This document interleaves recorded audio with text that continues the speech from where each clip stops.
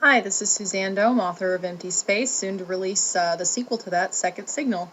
One of my questions that I received on my personal webpage at www.emptyspace.us, one person wanted me to go a little bit further into one of my hobbies, which is studying the ancient alien theory.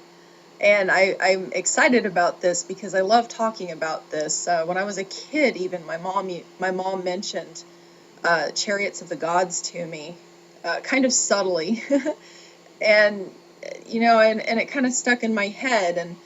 And I remember when I was 12 watching a show about the ancient Aztecs, I think, and taking the heart out of the chest. And I remember Mom mentioning that book, and I remember thinking, wait a minute, what if they did that because they saw a heart transplant happen?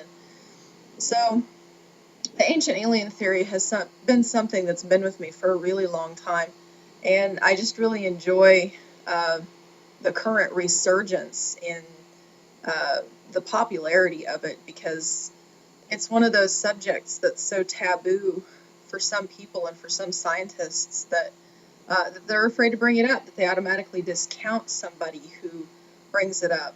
And there's so much evidence to support it if traditional science, like religion, is willing to step out of their boundaries and take a second look at what the evidence really is. Um, One of the things that I've incorporated into my own books is the idea that there's an entity that keeps messing with everything. And this really comes out more in Second Signal. It's mentioned briefly at the end of Empty Space, which kind of like sets up the whole universe, so to speak. But I do bring it up in Second Signal with more intensity. And my main character has to confront the fact that it's not just Earth being messed with, it's everyone. And so the idea that ancient aliens are are out there is really intriguing to me, because what if it's not just humans that they're messing with? What if it's also other planets? What if the same aliens that supposedly visited us have screwed around with other people too? Um, it's an idea that really intrigues me. The great social experiment. What if this whole thing is just a great social experiment?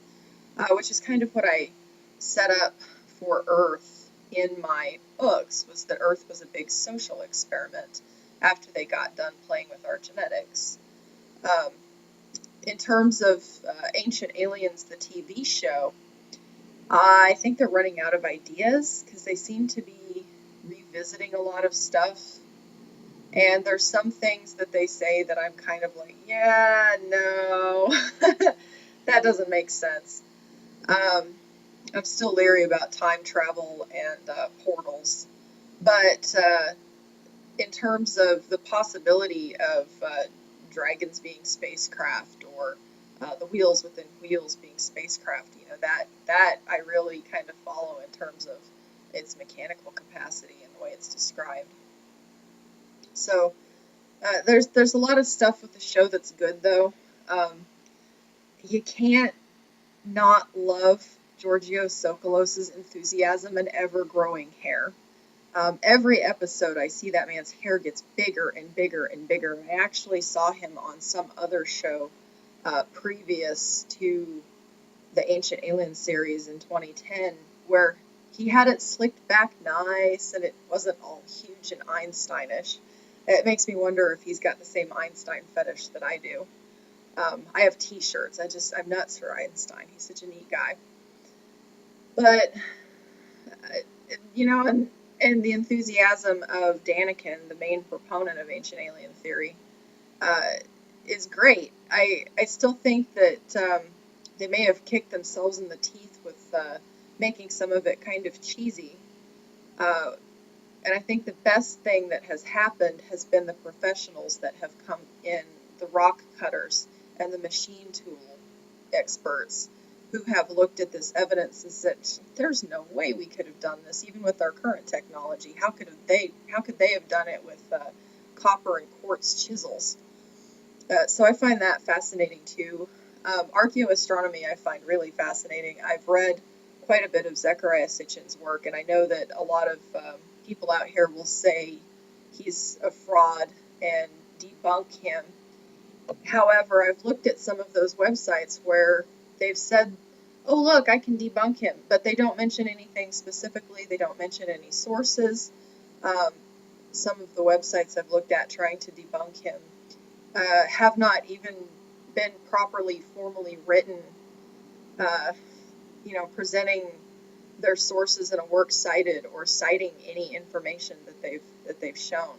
So that's my challenge to you debunkers out there who are saying that Sitchin is a complete fraud, is that please cite your sources, show me where you got this information, because so far I haven't seen that.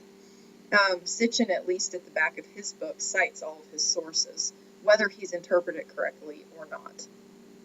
And there are some of his interpretations I don't agree with either, but I do find it quite interesting, some of the things we can tell through archaeoastronomy, and that we can tell that some of these buildings have had to shift over the eons to match where these stars were and to match where the sun was falling on a particular date to correlate. You can use that to correlate how old that building really is. And especially when you dig underneath and you find 6 other temples underneath that, smaller and smaller and smaller and roughly hewn, that have a slightly different angle, that says that that temple has had to be rebuilt and that somebody's been worshiping right there for a really long time. Some of these temples, they suspect, maybe up to 12,000 years old now. They're dating Göbekli Tepe at about 12,000 years old, which would be right at the end of the last ice age. And there's a site in South America. I believe the translation for it is the 2-story house, the rock garden, where they think that site might actually be quite old, and the native Indian peoples don't have a slight clue where that place came from. So there's some really interesting archaeology that could be done in terms of, not necessarily in terms of the ancient astronauts, but to take a second look at archaeology as we know it, and to take a second look at anthropology as we know it, because obviously something happened, whether it was aliens or not. Something happened in our past besides, ooh, look, I figured out how to break it just right to make a sharp rock. And biologically, something has happened too. We've kind of exploded in terms of our intelligence in the last 6,000 years. And so there's, why haven't other species done that? We've got other tool-using species that could have done that, but it was us.